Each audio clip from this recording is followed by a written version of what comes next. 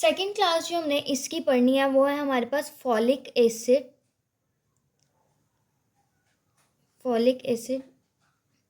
Antagonist.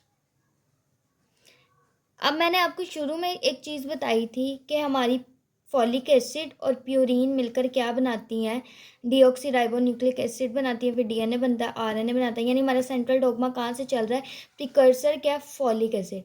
अब folic acid कहाँ से बन रहा है, डाइट में से, हमारी में से जब हम ले लेते हैं तो हमारी बॉडी इसको किस तरह बना रही है, वो हमने एक मैकेनिज्म देखना है। पहले हम मैकेनिज्म ऑफ एक्शन देखते हैं नॉर्मल, उसके बाद हम देखेंगे तीनों ड्रग्स, क्योंकि हमने अपनी क्लासिफिकेशन में से 3 ड्रग्स लिखी हुई है ना। अब पहला जो हमारा पाथवे होगा उसमें ये हमारे पास जो एक्ट करेगी वो सल्फोनामाइड करेगी, फिर ट्राइमेथोप्रीम करेगी, और इन दोनों का कॉम्बिनेशन है हमारे पास कोट्राइमेक्साजोल। तो पहले हम इसका इसीलिए क्या कर देते हैं, मैकेनिज्म ऑफ एक्शन डिस्कस कर लेते हैं। हमारे पास होता है क्या, हमारे पास होता है टीरिडाइन प्रिकर्सर होता है एक,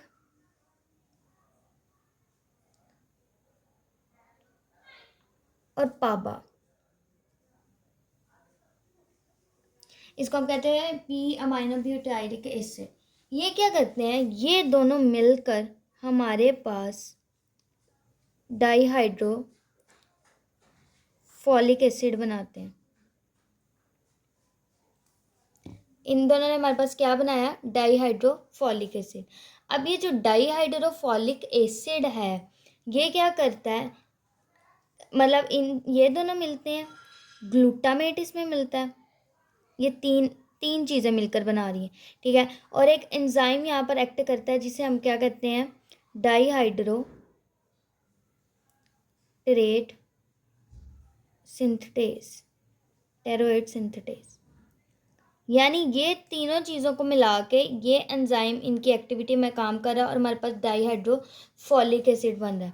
अब ये जो डाईहाइड्रोफॉलिक एसिड है इसको फर्दर कन्वर्ट किया जाता है डाईहाइड्रोफोलेट की मदद से, रिडक्टेज की मदद से, किसमें, टेट्राहाइड्रोफोलेट।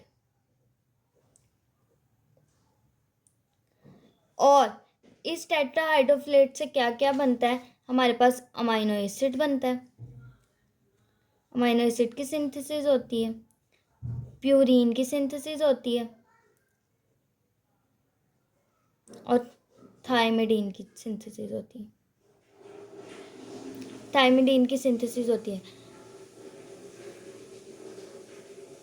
अब इन 3 चीज़ों की क्या होती है, सिंथेसिस होती है। और आप लोगों को पता है कि हमारे डीएनए बनने के लिए हमें क्या चाहिए होता है, प्यूरीन चाहिए होता है, फॉलिक एसिड चाहिए होता है, और वो कहाँ से बन रहे हैं, टेट्राहाइड्रोफोलेट से बन रही है हमारी प्यूरीन। अब हमारी ड्रग्स क्या होगी, हमारे पास 3 ड्रग्स हैं, सल्फोनामाइड्स। सबसे पहले हम सल्फोनामाइड की बात करते हैं। सल्फोनामाइड एक सिंथेटिक, ओल्डेस्ट सिंथेटिक ड्रग है, एंटीबैक्टीरियल है, एंटीबैक्टीरियल ड्रग है, ठीक है, जो कि किसका एनालॉग है, पाबा का। किसका एनालॉग है, पाबा का। अब पाबा कहाँ पर यूज़ हो रहा था, पाबा यहाँ पर यूज़ हो रहा था, ये है हमारा पी अमाइनो ब्यूटाइरिक एसिड। अब होता क्या हमारे पास इस पाबा में कि ये इसके एनालॉग के तौर पर काम कर दिया और जाकर क्या करती है, इसको इनहिबिट करा देगी, यानी पाबा की जगह ये लग जाएगी और ये वाला प्रोसेस क्या होगा, इनहिबिट हो जाएगा।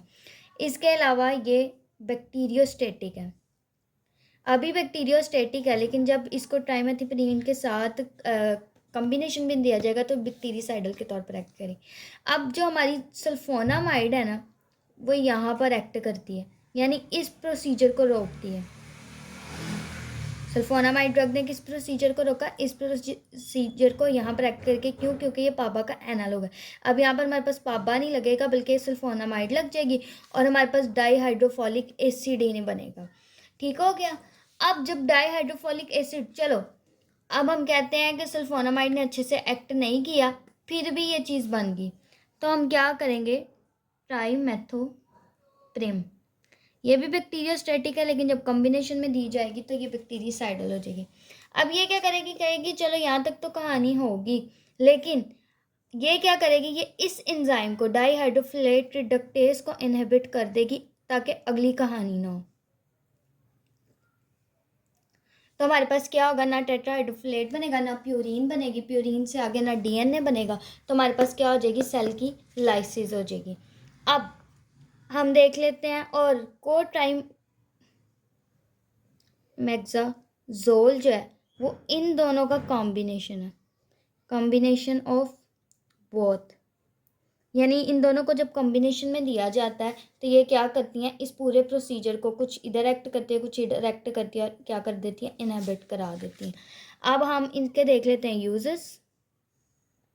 यूटीआईज में यूज़ होती है, ठीक है। उसके बाद टॉक्सोप्लाज्मोसिस वगैरह में यूज़ होती है। अब आपने सल्फोनामाइड्स को, सल्फोनामाइड्स, उसके फर्स्ट 4 इनिशियल से याद रखना है। एस फॉर स्किन, कि स्किन के रिएक्शंस वगैरह में ये यूज़ होती है। यू फॉर यूरिन के रिएक्शंस वगैरह में यूज़ होती है। L for lungs, lungs infection में यूज़ होती है। और F for some fungicidal infection में भी यूज़ होती है, ठीक है, सल्फा।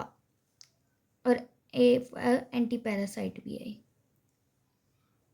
ये हो गए इसके यूजेस। अब हम ट्राईमेथोप्रीम के भी यूजेस कर लेंगे। Trimethoprim, T for toxoplasmosis,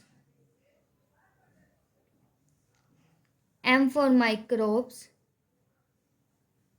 in urine, वही आगे यूजेस, ठीक हो गया, कॉमन है इनके। और पी फॉर न्यूमोसिस्टाइटिस,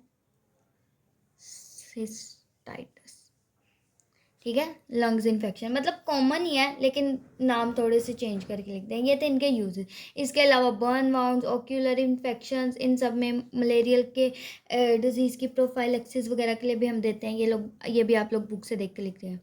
एडीआर्स, एडीआर्स भी same, sulfa. S for Steve's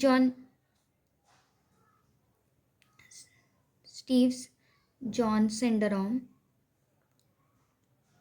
you for urine problem, urine problem की एक स्पेसिफिक नाम है जिसे हम क्या कहते हैं, क्रिस्टल यूरिया, ये कॉज करती हैं, ठीक है। इसके अलावा नेफ्रोटॉक्सिसिटी भी कॉज करती हैं। L for light sensitivity. और folic acid deficiency, F for, जाहिर बात है फॉलिक एसिड पर एक्ट करिए, फॉलिक एसिड बॉडी से ख़त्म हो जाएगा। और ए फॉर एलर्जीज कॉज करती हैं। मैंने बताया एंटीबायोटिक्स में एलर्जी, हाइपर सेंसिटिविटी रिएक्शंस ये कॉमन है। उसके बाद हमारे पास ट्राईमेथोप्रीन के हैं, वो भी हम टीएमपी से कर लेते हैं कि ट्रीट मैरो पुअरली। अब इसके नमोनिक से ही जाहिर है कि क्या कर रही हैं, ये बोन मैरो की सप्रेशन कॉज कर रही हैं।